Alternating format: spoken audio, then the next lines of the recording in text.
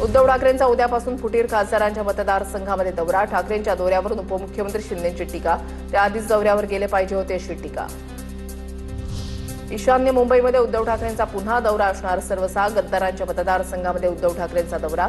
गद्दारांच्या मतदारसंघातील दौऱ्यानंतर संपूर्ण महाराष्ट्रामध्ये जाऊ. संजय राऊतांची उद्धव ठाकरेंच्या दौऱ्यावर प्रतिक्रिया. मवियाच्या बैठकीमध्ये आमचे बहुतांश आमदार उपस्थित होते. आमदार अनुपस्थितीच्या बातमीवर राऊतांचं स्पष्टीकरण. पण एक दिवस शिंदे फडणवीसांनाही फोडू शकतात, त्यामुळे ऑपरेशन टायगर पासून फडणवीसांनी सावध राहावं. राऊतांचा शिंदे फडणवीसांना टोला. मुख्यमंत्री फडणवीस आणि दोन्ही उपमुख्यमंत्री आज पुणे दौऱ्यावर. गणेश कला क्रीडामध्ये होणाऱ्या कार्यक्रमाला हजेरी. सारथीच्या माध्यमातून यूपीएससी आणि एमपीएससी मध्ये उत्तीर्ण झालेल्या विद्यार्थ्यांचा करणार सन्मान.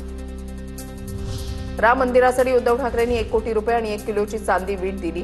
त्यांनी अजूनही आम्हाला रिसीट दिलेली नाही. अयोध्या राम मंदिरातील दान चोरी प्रकरणावर राऊतांचं विधान. चंपतराय यांना पाठीशी घातलं जातंय, राऊतांचा आरोप.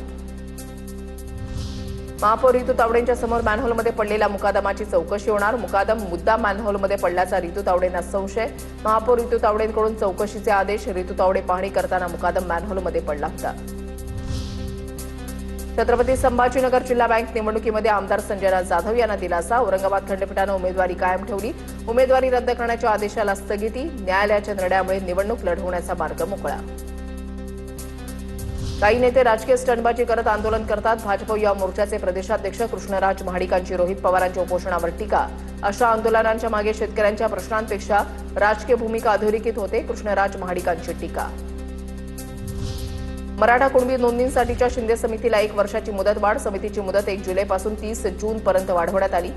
मंत्रिमंडळ उपसमितीच्या निर्णयानंतर शासनाकडून जीआर जारी. आता पाहूया टॉप 9 महत्त्वाच्या बातम्या. दिव्यांग सहाय्यक पोर्टल सुरू. फडणवीस सरकारचा मोठा निर्णय. दिव्यांगांना शासनाच्या सर्व योजना आता एका क्लिकवर मिळणार. दिव्यांग कल्याण मंत्री अतुल सावेंचा निर्णय. पोर्टलमुळे लाभार्थ्यांना त्यांच्या पात्रतेनुसार योजनांची माहिती आपोआप मिळणार.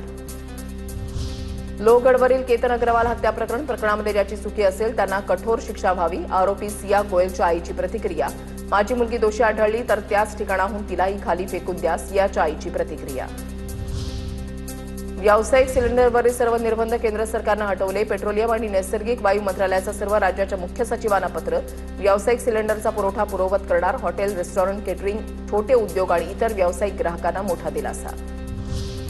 लांबलेल्या पावसामुळे नागपुरात भाजीपाल्यांचे दर वाढले. नागपुरातील किरकोळ बाजारामध्ये भाज्यांचे दर 30 ते 40% वाढले. पाऊस लांबल्यामुळे नागपूरमध्ये भाजीपाल्याची आवक घटली. नागपूरच्या बाजारामध्ये कोथिंबीर, मेथी 200 रुपये किलोवर. पासपोर्टच्या शुल्कामध्ये वाढ करण्याचा केंद्र सरकारचा निर्णय. परदेश प्रवासासाठी आवश्यक असलेल्या पासपोर्ट सेवांचा खर्च आता वाढणार. नवीन शुल्क 1 जुलैपासून लागू होणार. प्रौढ अर्जदारांना 1500 रुपयांच्या ऐवजी 2500 रुपये शुल्क भरावं लागणार. सुप्रीम कोर्टाच्या अधिकृत वेबसाईटसारखीच हुबेहूब बनावट वेबसाईट तयार करून डिजिटल अरेस्टद्वारे फसवणूक. सायबर गुन्हेगारी नेटवर्कचा सीबीआयनं केला पर्दाफाश. 16 राज्यांमध्ये 80 ठिकाणी एकाच वेळेला छापे टाकले. चेन्नई, कोलकाता इथून दोघांना अटक. एमपीएससीमधून गट क जागा भरल्या जाणार. या जागांची परीक्षा ऑनलाईन पद्धतीने घेण्याचा आयोगाचा निर्णय. ऑफलाईन पद्धतीने परीक्षा घेण्याची विद्यार्थ्यांची मागणी. ऑनलाईन परीक्षेमध्ये तांत्रिक गोंधळ होत असल्याचा आरोप. लस, अँटीबायोटिक्स, कॅन्सरच्या औषधांवर आता क्यूआर कोड अनिवार्य. बनावट आणि निकृष्ट दर्जाच्या औषधांच्या विक्रीला आळा घालण्यासाठी औषधांची ट्रॅकिंग यंत्रणा अधिक व्यापक. ज्येष्ठ सामाजिक कार्यकर्ते आणि साहित्यिक दिलीप फडके यांना यशवंतराव चव्हाण महाराष्ट्र मुक्त विद्यापीठाचा जीवन गौरव पुरस्कार. शिक्षण, साहित्य आणि समाजासाठी दिलेल्या अमूल्य योगदानाबद्दल गौरव. मुंबई उपनगरातल्या टॉप 9 घडामोडींचा आढावा घेऊया.